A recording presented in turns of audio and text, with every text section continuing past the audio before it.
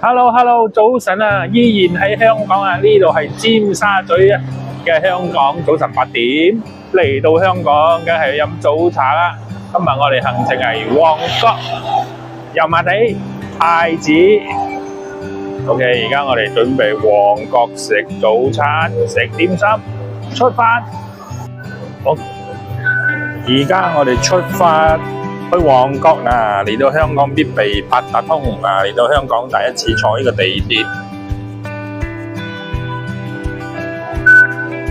我目測呢個香港嘅地鐵都唔係好多人，而家係早晨9點半，應該過繁忙時間，地鐵都唔係好多人，我哋都有位坐。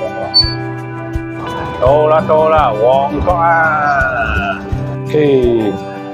嚟到呢度啦，金苑酒家，我哋喺呢度食點心，4樓，又係揾個位先。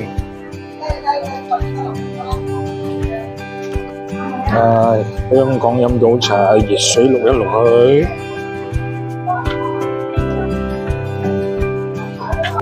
呢度唔錯，有舊式茶樓嘅 feel 啊！價錢少都貴，食完就同大家分享。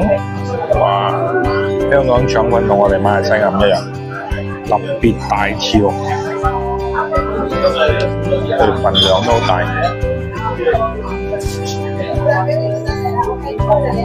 唔知係咪佢哋香港度食點心唔興點辣椒醬或者甜醬，食佢嘅原味。試下小榮。啲米又唔錯，感覺上入邊應該有個鹹魚啊，所以有啲鹹中鹹嘅感覺。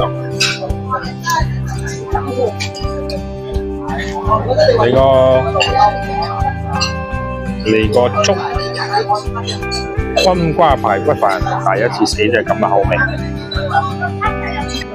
呢度蛋包糯米雞，試一試，睇下係咩口味。